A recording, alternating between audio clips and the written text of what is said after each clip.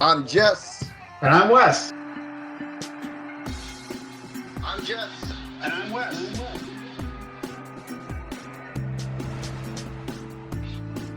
I'm Jess. And I'm Wes. We are the National Wrestling Clipping Alliance.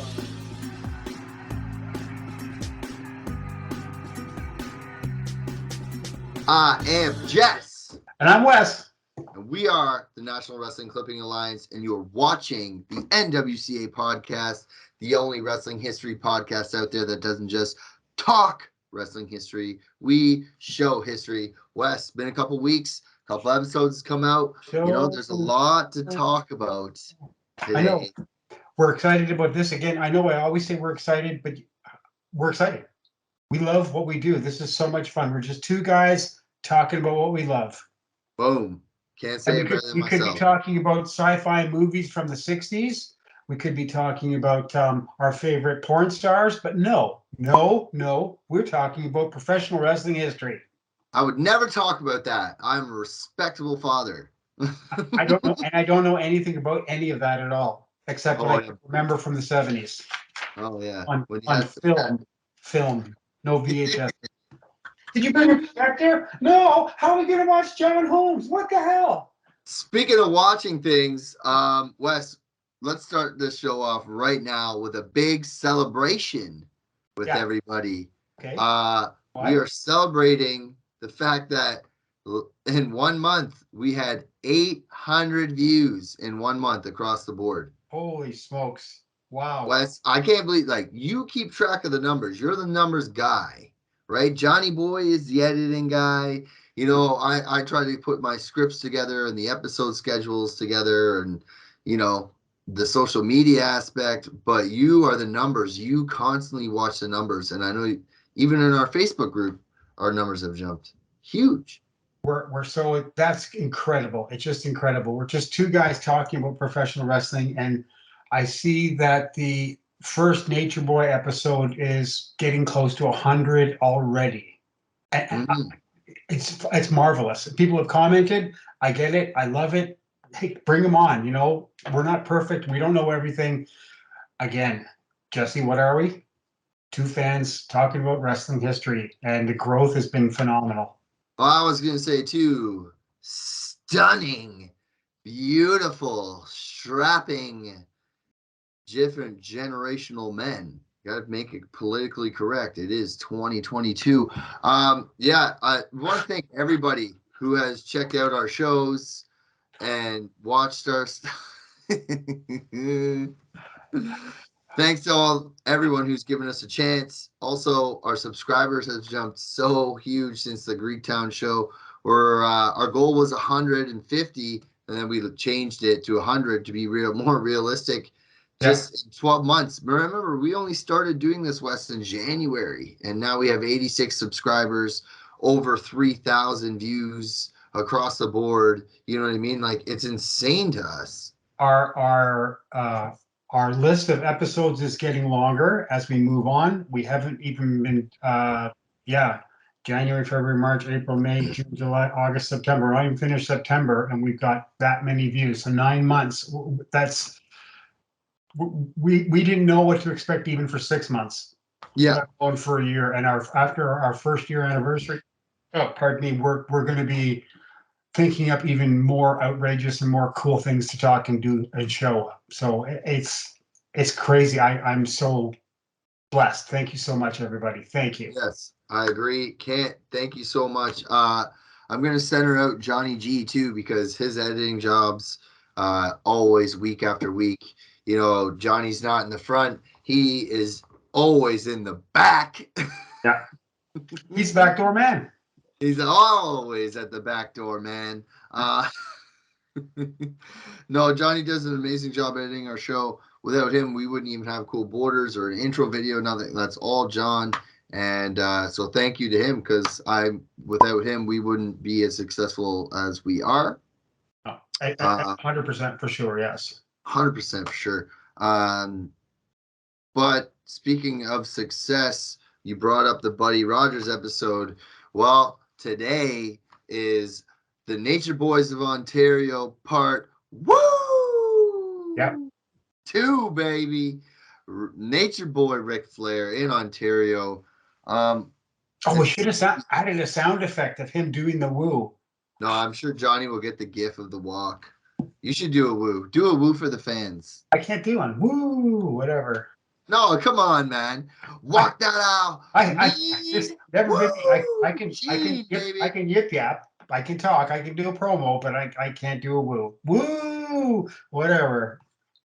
It's lame. Oh, what are you, like a drunken guy watching an old school band on stage? Woo, it's an AC/DC cover band. No, it's a DC AC cover band. They can't even get that straight. Oh my God. I went to Here. see AC/DC once. At Stock? No. Got the Gardens, Hell's Bells tour. Oh, damn, in the 80s. Yeah. When you had hair and a mustache. I had hair and a mustache. That's the only reason I got in, because I had a mustache. No mustaches, no attendance. Yeah, you like Queen? Yeah. I'm Freddie. Woo. Hey, politically correct. As I wear a dad bod shirt with a mustache. Well, Daddy Davis. um, Anyways, back to the facts. All right. So yeah, we've got this episode today that we're going to talk about one of our favorite wrestlers, which makes a big difference for everything, because we can completely agree on this, right? No. Go ahead. Yeah, go ahead. I was gonna say, just remember Schwab Wars too. Yep. Right. We brought like the NWA tournament we did with them. We were so like pro Ric Flair. So today it's awesome. We get to talk about some Ric Flair and his career in Ontario. And I'm gonna hit you with a fact right now. Go ahead. According to some of the people I talked to, Ric Flair's actual debut in Ontario was 1971, but no one could really show me a clipping or anything like that. So I said, forget it. And I'm going to go with 1978, because even before that, well, here's the thing. What people would need to understand with how Ric Flair came into Ontario, I think, is that like the Chic era ended and the Mid-Atlantic era started. Correct. Is that how it kind of went down? That's Because like this is like your hype of the fandom is like way up there right now. That's how it went down in Southern Ontario. Mm-hmm. So Flair started in the early 70s in the AWA, and Vern Gagne put a card on in Kenora, Ontario, which is not too far from where I live now, about 4 hours. And Flair wrestled against Reggie Parks on actually, what's today? What date is today? We're filming on September 11. 12th. Oh, 11th, yeah. So that's 49 years ago. He wrestled in Kenora, Ontario against Reggie Parks when he was with the AWA. So 1973. Damn. Okay, well, there you go. So facts, boom. Comment below. I was there. Man, I just can't. We always say it, Wes, when we talk Ric Flair, and you always say it all the time. When Ric Flair came to Toronto, he could do no wrong. And I think this is where the difference is going to come in today. Because last week when we talked about Buddy Rogers, right, we kind of established like he was the attraction. Hey, he's coming for this week and next week, and then he's leaving. But he's only wrestling twice, right? Yep. You come Toronto, back to the States, make more money. I always figured the exchange rate and the taxes, but whatever. It was pretty fair back then. It was even Steven. Yes, you're still getting paid US bucks in the 50s or Canadian bucks in the 50s and 60s, but it wasn't as bad as it was for quite a while. It was terrible. Mid 70s though, we used to go visit relatives in the States, and our money was higher than the American money, which was really cool. That's kind of good. But yeah, back then didn't matter. These guys were getting booked out of St. Louis or wherever, and it was important that they filled it. And like you said, he was an attraction. He had to be there. He was He was the NWA champion. Yeah, Bill, whether he was or he wasn't, Yes. he still, it was a big deal when that guy of that stature came to your town. But like we said last week, only big towns. He wasn't doing any little dinky towns. Yeah, and I think that's where we're going to find the difference today. Whereas we have clippings of Flair all over Ontario, and that's where Johnny's going to go boom, boom, boom, boom, boom, and put all these clippings I have of him in Oshawa and Toronto and all these other places that he wrestled in Ontario. I think we're just going to start right off the hop with showing some stuff, Wes, and maybe we can elaborate more as we go along because there's just so much to cover because his career in Ontario is huge. When he started coming here with Mid-Atlantic, there was a massive buildup on TV. The AWA had come into Toronto after the Chic era, and the WWF was coming in too, to a certain degree. Frank Tunney was bringing in like massive guns to build the promotion back up from the Chic years, and things had really, really tanked at the end for the Chic. So when they started bringing Mid-Atlantic, we had been watching Mid-Atlantic on a Buffalo TV station, and then it switched to a Toronto TV station, and everybody knew who Ric Flair, any fan knew who Ric Flair was because of the magazines, just like everybody knew who Mil Mascaras was, right? Because of the magazines. They were on the covers all the time. And what came before Rick came to Ontario was massive publicity, whereas Buddy Rogers, yes, people knew him. Yes, he was NWA champion. Yes, he was the first WWF champion. But there wasn't that, maybe in Ontario, we never got to see Rogers on TV back in the 50s and 60s. Maybe once a year, who knows? I don't know. I wasn't there. So, but when Flair came, it was so huge because his persona on TV was so massive that the buildup was so crazy for him coming here. I was beyond myself the first time I saw him. Absolutely beyond. It was like do you remember that specific time, like you first saw him in the gardens? Yeah. Okay, let's talk about that right now before we get into some stuff. We're showing the advertisement for the show that I went to. Okay. It was my first Maple Leaf Garden show because I was, as everyone should know by now, I was a closet fan, so I only went by myself. I didn't know anybody. I never met anybody there. I didn't do anything. I got my seat. I got my camera out, took pictures, and that was how close I was standing. That was like to see him come in the ring and wrestle Snuka. Yeah, okay, it wasn't just like anybody, right? Yeah, but hold on, Snuka back then is different, right? You gotta take that in for wow. Yeah, Snuka was like a massive heel, right? Jungle Boy, Wild Man heel, just doing the same stuff. Yeah. But Flair came off the ramp, and he probably felt like $1 million because the place just went crazy, right? And he did his, around the ring going like this with that big robe on with the arms hanging down. It's like, oh man. And I have a picture actually, Wes. I got this, I'm pretty sure, off Cliff. Yeah, like that's the same, looks like the same robe as in this picture. It's like reflecting off the laptop. Yeah. But again, if you miss anything, we always show it at the end of the credits. Also, the B-rolls come through. Check it out. Just again, don't worry if you missed anything. We show it all at the end of the show. Yeah. You always say that he could do no wrong. When I talked to AC, I was like, dude, like we're doing this thing. Like, what do you think of Flair? He's like, dude, like you don't understand. Like Flair was a god.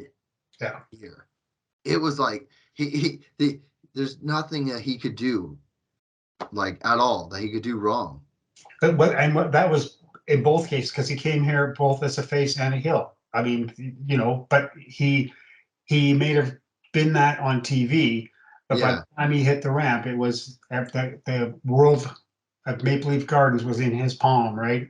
Wow. And they produced. They were putting on like 25, 35, 45-minute matches. Sometimes I'm pretty sure a couple of his matches were longer than that at Maple Leaf Gardens when he held the title. And this match here, this picture is he didn't even have a belt. No. He was challenging for the United States Championship belt that Snuka was wearing at the time. And yeah, I seen the Snuka picture. Yeah, that's like an awesome picture too. I like haven't taken very many good pictures in my life, but those two they're fantastic. He it was the exact opposite of the Sheik. Everybody went to 14 or 15 or 17,000 garden people went to the Maple Leaf Gardens to see the Sheik get beat, even though they knew it probably wasn't going to happen. But maybe this time, because he was so vile and he cheated so much. He was just so shitty, and everyone hated his guts. And uh, his manager was a hassle, and everything was a hassle, right? And then Flair was the exact opposite. Just the personality of the guy, he had it. He just had it, right? This personality was so huge that every person in Gardens was like reaching down and touching him. Mm-hmm. I can't say enough. There's not enough hyperbole to explain how awesome what the feeling was. If you want to know any more feelings, please feel free to comment below. I got some clippings here, brother. I'm going to show you, okay? Knock yourself out. I'm ready.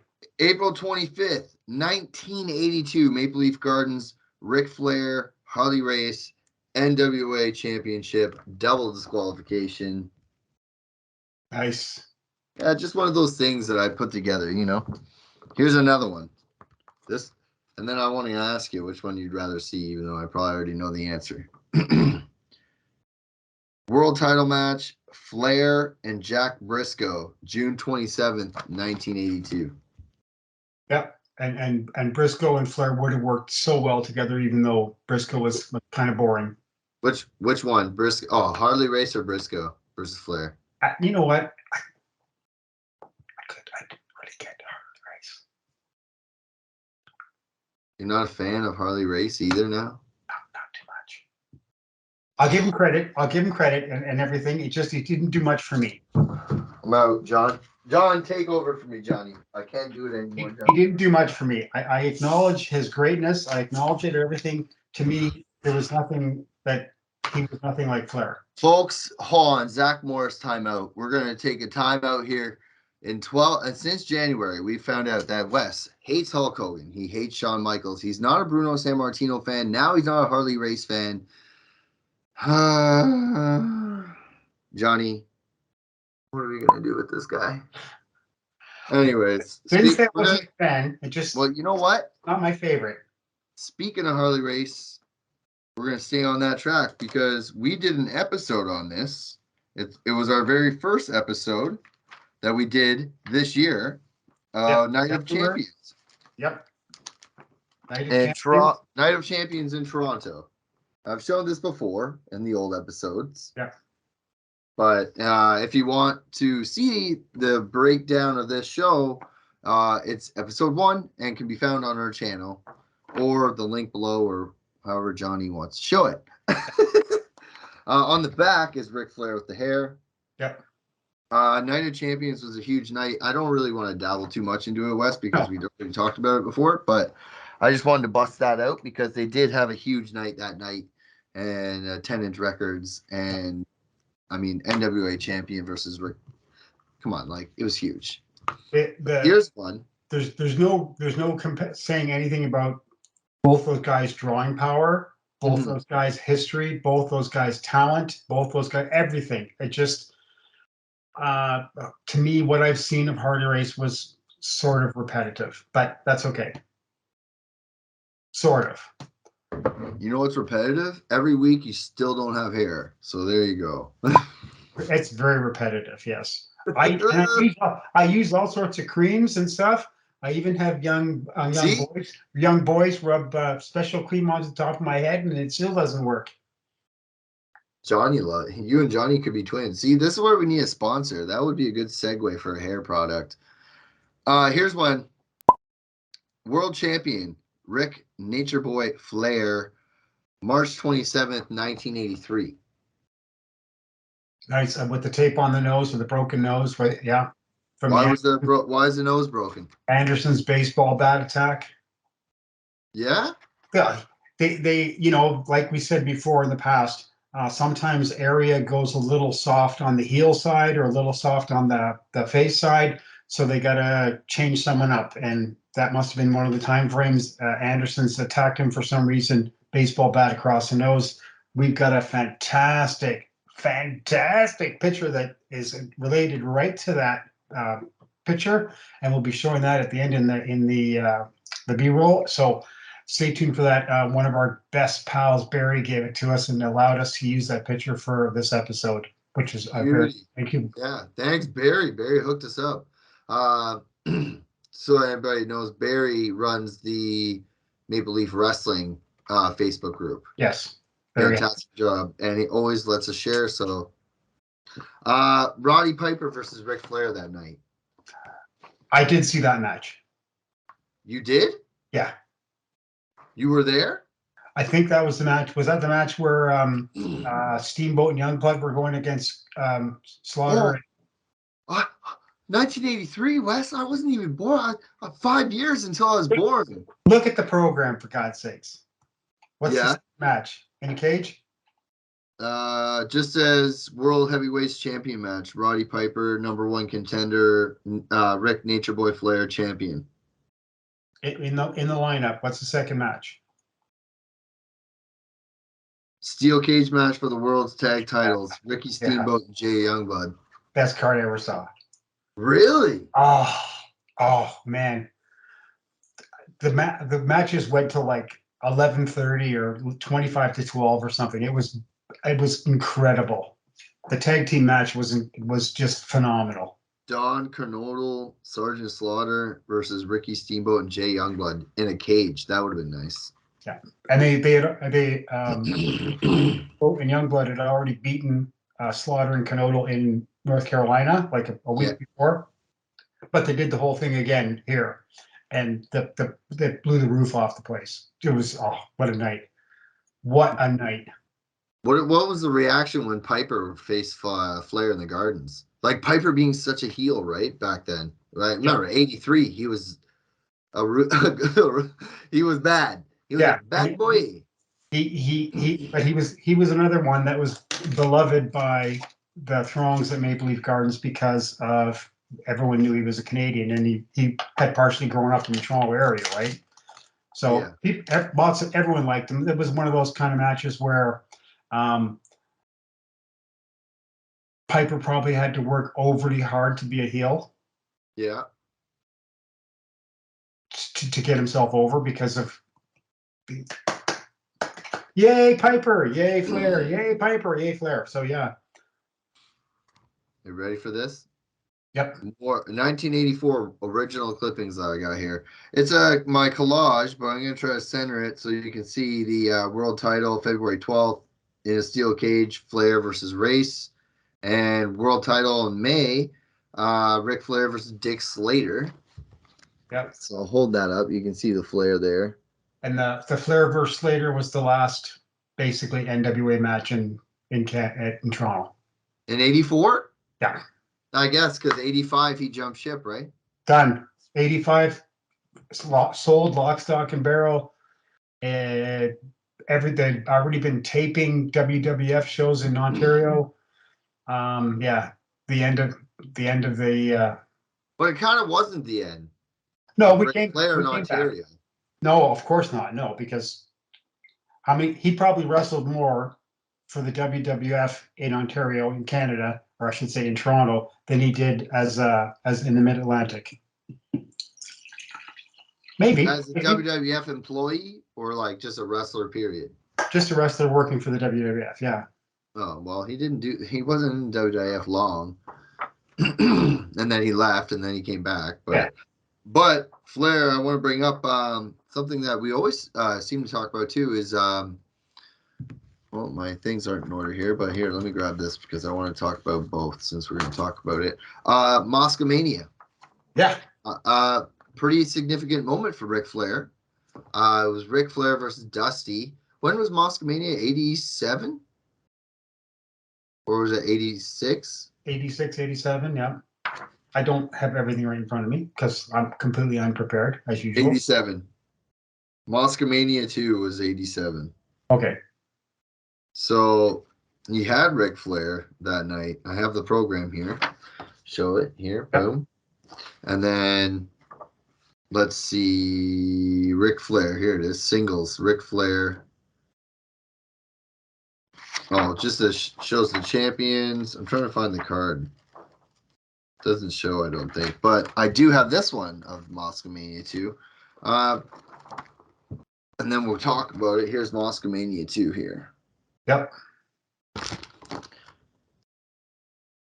Nikita Koloff versus Ric Flair in the Moscomania 2. But Moscomania 1, it was Dusty versus Flair. And that's the one I find that a lot of people in Ontario like to talk about because Ric Flair was supposed to be the heel. Yes. And Dusty was supposed to be the face. And they kind of did a bit of a switch. They had to. They had to. I think when they came out, they must have realized that, and we're dealing with two massive professionals, right? Yeah. They could have had not even talked to each other for 10 years and they would have known how to put a match together without even talking in the ring, right? Barely I agree. talking. I mean, it's hard to argue that. So they switched. Dusty became a heel after like 5 minutes. It was funny because while I was at the card, it was so strange because the house was Flair's. It was Flair's place. You know, like Really? we're just transferring from Maple Leaf Gardens to Cops Coliseum in Hamilton. Just didn't make any difference where it was. And they realized that there was a problem. Duncan McTavish was the referee, which was a great homage to him for being such a local star and great wrestler for the longest time. Yeah. And there was a point in the match where Flair gets thrown out of the ring. Now, Dusty and Baby Doll, who was his manager at the time, were supposed to be the faces. So Flair's outside out of the ring on the edge of the ring apron, and she starts choking him behind the ref's back. And I'm like, everyone's going, oh man, this is great. Look at this. Complete and utter baby face. And they just switched roles. The whole thing was like a ballet because they knew exactly what to do. Yeah. Everybody says too, like, oh, like I always make the reference to WrestleMania 18, which we're going to talk about a little later as well, because Ric Flair was on that card. But Hogan and The Rock did the same thing, right? Because you couldn't boo Hogan in the Sky Dome. That's right. I believe to this day, if they put on a show in Toronto and Hogan was wrestling, even if he was heel, he wouldn't get booed. No. Toronto is one of his towns. He was so big here too. Definitely big here. Definitely massive, huge, and he in a different way from Ric Flair. Yeah. Because he had that massive Vince McMahon machine behind him, pushing him on TV, pushing him in cartoons, on pajamas, on pillowcases, on toothpaste, on whatever, right? So, like you, growing up, from the earliest age, you knew who Hulk Hogan was. Yeah. Hulk Hogan? Hey, Wes. Hey, Wes. That's me, brother. You like that, huh? Yeah, sure. My daughter gave me that. Well, good for Reagan. Speaking of what's good is Toronto fans, even though Maple Leaf Wrestling ended, WWF kind of took over and was booking through the Gardens. Yep. Ric Flair went to WCW. And I have a card here. June 27th, 1990, Lex Luger defeated Rick Nature Boy Flair. Oh. Yeah. And I was lucky enough to attend that one also. You were at this one too? Yeah. Luger tees off on Flair. Here's the other picture here. Yeah. It was a part of Greg Oliver's Canadian Wrestling Report. He had mostly NWA fans. I could be wrong, but I perceive it that way. So yeah, we did the bus tour thing to Detroit. We did. We would know in advance that everyone was going to be going to this show or that show, and about, I don't know, at least 10 subscribers from his newsletter went to that show. Terry Dart was there. Cliff was there. Terry JH was there. Probably Barry was there. AC was probably there. There was a guy named Norm who was woo woo, going through the whole building doing that. It was just so much fun. It was like very cool. That was about the only time that I wasn't a closet fan. Really? Yeah, because I knew these 10, 12, 15 people, and they knew 10, 12, 15 people because they had been going forever. So it was a huge community, and going to see NWA, WCW, NWA wrestling for the first time back in Toronto was a big, big, big deal. Would you consider come 1990, considering Ric Flair, and I know we're focusing on everything in Ontario, Canada, but in the wrestling world, would you consider at 1990 with Ric Flair still going one of the biggest names and biggest draws still in the early 90s? Hard to say because the WWF machine was so huge, right? It was just so big. I wouldn't say that because in April of 90, and was it March or April? I can't remember off the top of my head, but WrestleMania 6 was 1990. like nothing that was squishing everything, right? Pretty sure, yeah.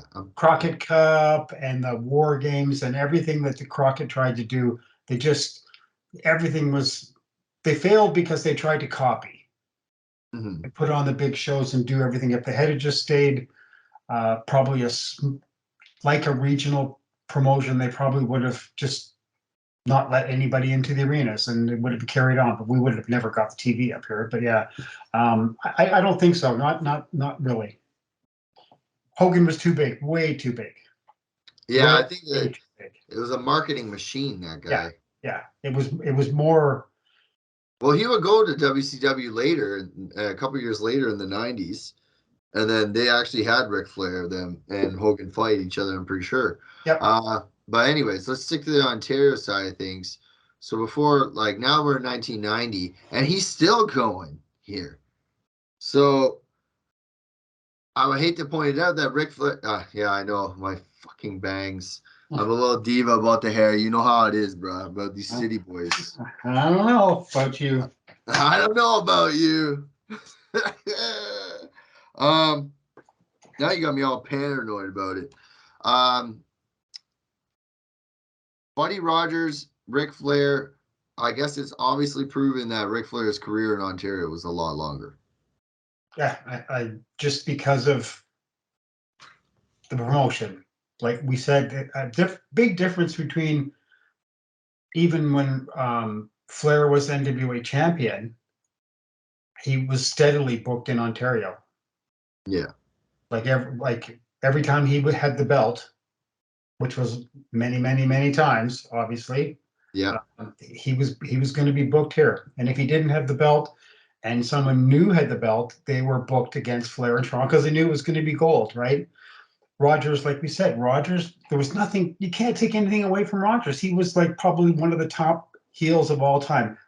He was Buddy Rogers. He was so famous, but was he like Gorgeous George heel, like that level? Yeah, it just he only went so many places. Yeah, you know, I'm not saying this for a fact. I'm just saying that Rogers probably never wrestled in Oregon as the NWA champion. He probably never wrestled in California as the NWA champion. I mean, I can't find a clipping, and you know me, I have in Durham Region, Ontario, like the Durham Region part of Ontario, I have over 400 clippings, and I looked and I didn't see one with Buddy Rogers on it, but I got a few with Ric Flair on it, and we showed some earlier with the little pop-ups, and we're gonna show more in the credits, but he was Flair wrestled in Kitchener, Flair wrestled in London, Flair wrestled in Niagara Falls, Flair wrestled in St. Catharines, Flair wrestled in Hamilton. He wrestled here in like 3 different kind of promotions, bro. Yeah. If you really think about it. And he probably went, he may have even gone to Ottawa when Tunney was co-promoting in Ottawa. And he might have even gone to, I doubt it, but maybe even Kingston when they were doing a small short tour here in between dates. Just completely different time frame, completely different everything based on where these guys were from. Flair was Mid-Atlantic guy, but he was booked out of St. Louis or Charlotte, or however you want to work that with the NWA. And yeah, you're going there, you're going there, you're going there. And also you have to look at too that they were getting booked where they were going to draw money so that everyone made money. Flair going to Hamilton or St. Catharines when they were doing TV or in Hamilton. Hamilton or Brantford when they were doing TV there, Brantford sells out. Even though we all know that the TVs were terribly long, terribly boring in between, and just it was like a full night of squash matches and then maybe one dark match, right? Yeah. He still went. He was still there. Rogers never did TV here. Maybe. Maybe he did. Probably not. We'll see. They would have done promos for the shows here. Yeah, but not maybe not TV matches. Before I get past the 90s, because I want to still talk about Flair here from 90 and above. Buddy Rogers versus Whipper Watson is probably the biggest match in Ontario for Buddy Rogers. Agree or disagree? Or do you think Lou Thez? Buddy Rogers versus Lou Thez. Losing the title to Thez, yeah. Yeah, okay. So there's number one. But then you're looking at Thez and Rogers. But people say Thez and Flair. If you go back to the Schwa Wars podcast, and you put Watson here, right? So Thez, Rogers, Watson. But then when you put it in the context of Ric Flair, you got Flair here, and then you've got Dusty, you got Steamboat, you got Snuka, you got all these guys from Mid-Atlantic in the 80s. And then when you went to the 90s in the WWF, you got like The Undertaker, and you got who knows else who we wrestled in Ontario, right? Like just no different, nothing the same at all. Time frame, matches, everything. And speaking of The Undertaker, I have one thing left to show here. WrestleMania 18, Ric Flair would wrestle in Toronto at WrestleMania 18 against The Undertaker. And here's a little promo pic out of the Toronto newspaper. Yeah. He was, in my eyes, and I said this about Buddy Rogers, he looked like a stud to me. Mm-hmm. Rogers looked like a stud, always tanned, the blonde hair, half decent physical conditioning, obviously could work, could do just about anything in the ring. Flair just, I don't even, like movie star, stud, professional athlete, star, like you could just go. Not to mention, like everybody I talk to always says, bro, like you don't understand the Flair. It's like, I'll never forget when me and Mark Norotowski were talking. He's like, you're not really a Sheik fan. You like listening about the Sheik and you like learning about the Sheik, but you never saw what the Sheik really was. Yeah. Right? Just like you never saw and I never saw definitely what Buddy Rogers was. Yeah. Right? I mean, we can look it up on YouTube and find stuff and all that kind of jazz, whatever. History books, the Buddy Rogers book that we can't get in Canada.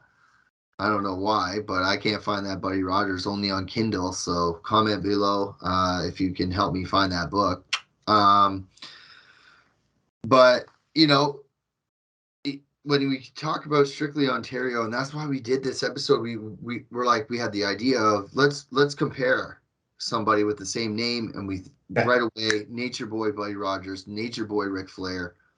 Let's talk about, they both had, you can't say that Buddy Rogers didn't have a good how do I say this? Have a good run in Ontario, I should say. Of course he did.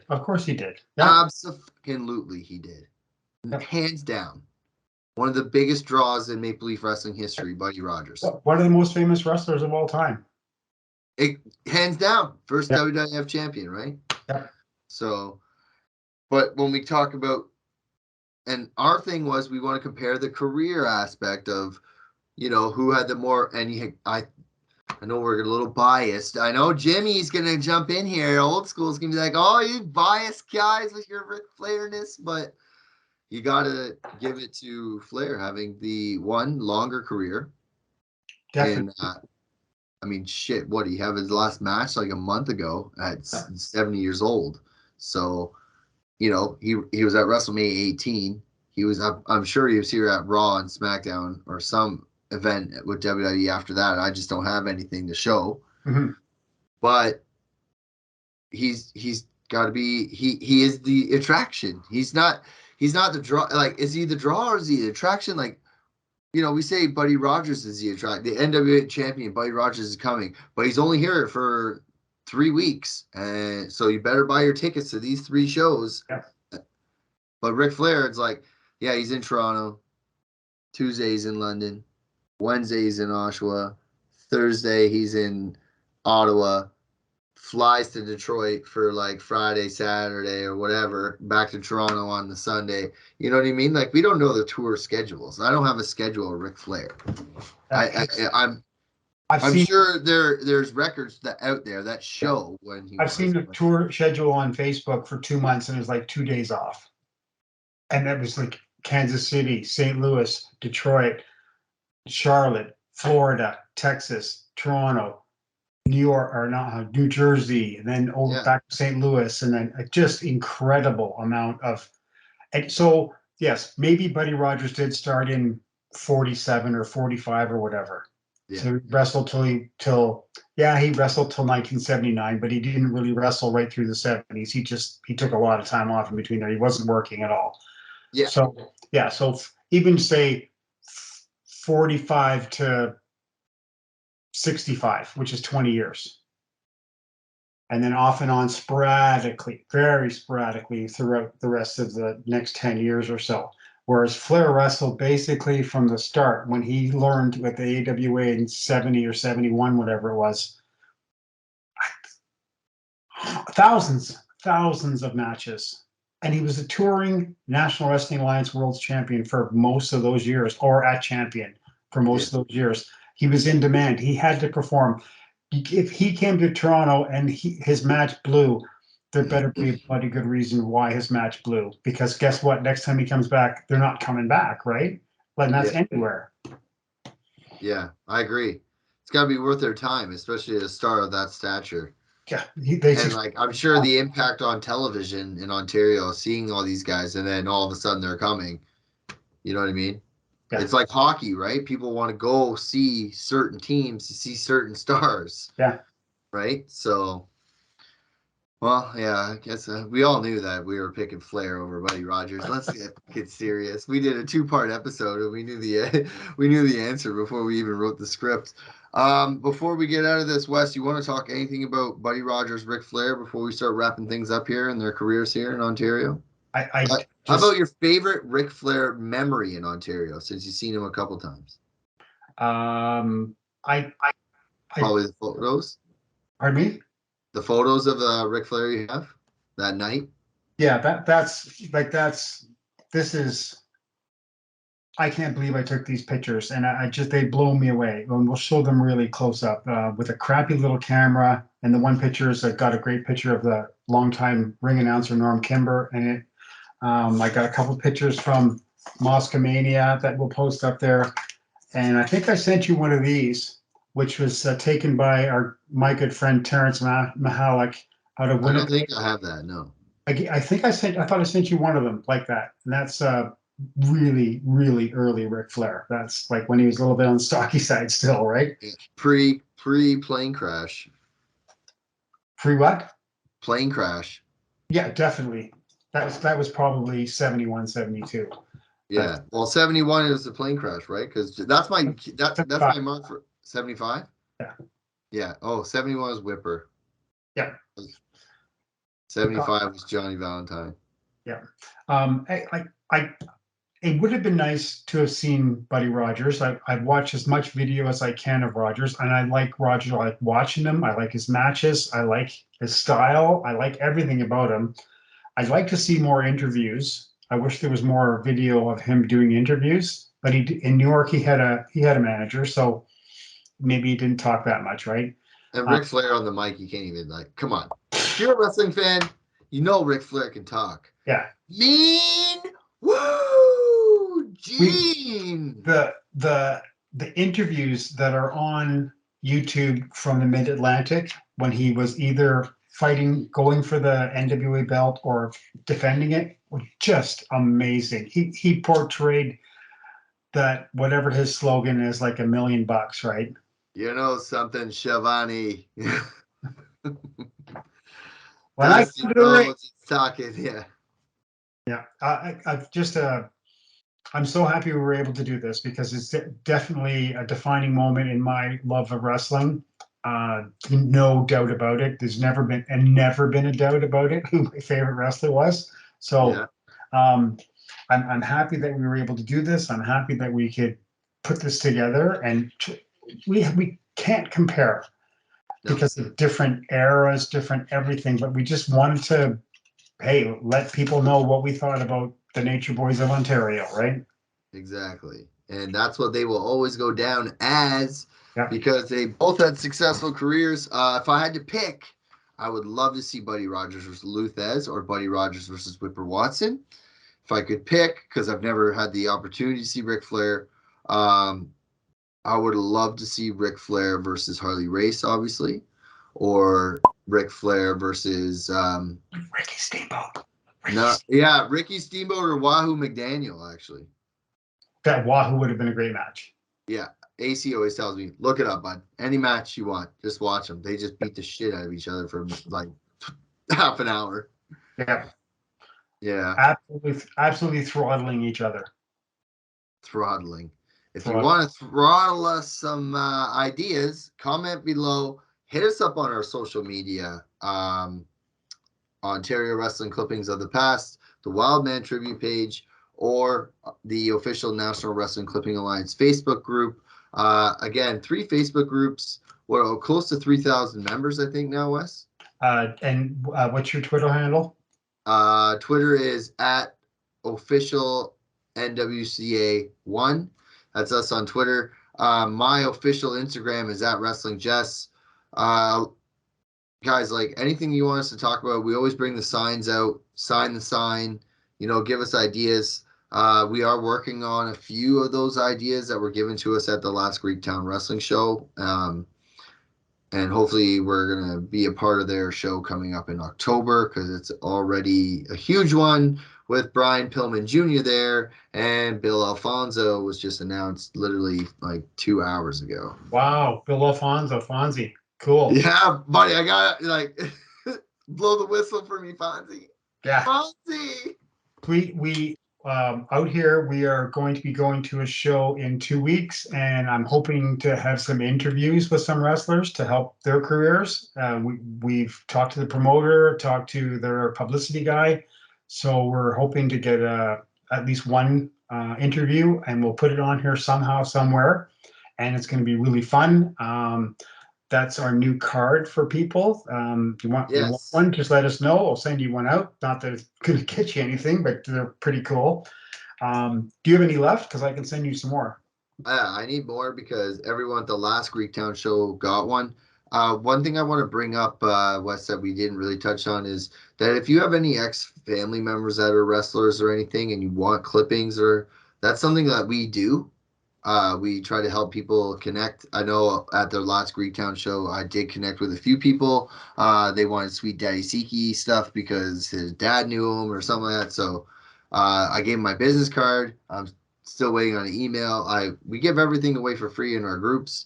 Save it to your phones. Share it with your friends. Yeah. All of our episodes can be found on our YouTube channel. Just go to the search bar on YouTube, NWCA Podcast. Why do we only do YouTube and not audio? Well, we don't just talk wrestling history. We show history, and we're YouTube exclusive. Yes. And we're coming back next week with a huge episode. We're back in New York, buddy. We're going back to New York. So much fun.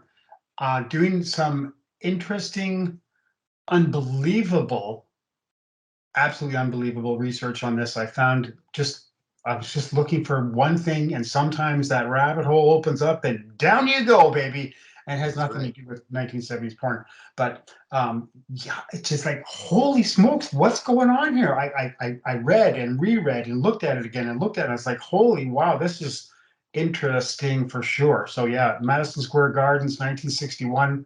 Looking forward to doing that. Rocca Valentine versus the Fabulous Kangaroos. Yeah. First time we've ever talked about Rocca on our show. First time And we it's gonna talked be- about the Kangaroos. Exactly. So hey, it's a episode of firsts. Yep. Just like Johnny's still waiting for his first. Heyo. Oh, some people, and it's not because of their name or it's not because of their how tall they are or whatever. They're just late bloomers, and we understand. There's nothing we can do about it. But Yes. yeah, some people are. It's all right. Johnny G is our boy, and we want to thank him again for editing our show. We want to thank Grand River Tea for sponsoring our show. Save 15% off on all your Grand River Tea purchases. Yep. And when you use the checkout code NWCA, check them out on Instagram at Grand River Tea. They have their own YouTube channel, and if you go to our YouTube channel, we follow them, so you can check them out. Grand River Tea also. So use the code, save 15% on your tea purchases. Wes, those social media groups we've done, we've thanked everybody. I think it's time to go, my friend. Before we go, you're doing a fucking woo. Do it, man. You gotta do it for the fans, bro. You gotta do it. I'll do my Ric Flair stuff too. We gotta do it. No, I can't. I can't do it. I can't. Oh, come on, bro. That was a good I can't do build up. justice because I don't have a high pitched voice anymore. All I can do is an Never interview. heard I Kurt can do an Angle interview. woo? When you see Ric Flair on the marquee, I'm going to be coming. Tony, Bob Caudle, I'm going to be coming, and it's going to be in Greensboro, and it's going to be Jay Youngblood. It's going to be your defeat, your loss. You're going down. You're never going to be coming back because the Nature Boy rules. I am #1 champion all over the world. Jet styling, high profiling, womenizing, Cadillac driving. That's me, baby. The Nature Boy. Woo! There it is. Finally. Yes. We got him to woo. I had to do a build up. Anyways, I like that, eh? Guys, I'm Jess, I'm Wes. and we're the National Wrestling Clipping Alliance. Thank you for watching the NWCA podcast. Until next week, hit that subscribe button, share with your friends, find us on social media. Bye. Ciao for now. I'm Jess. And I'm Wes.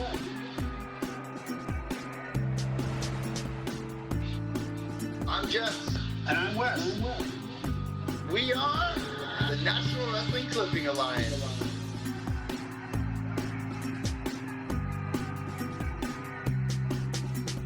It's the NWCA Podcast. The NWCA Podcast.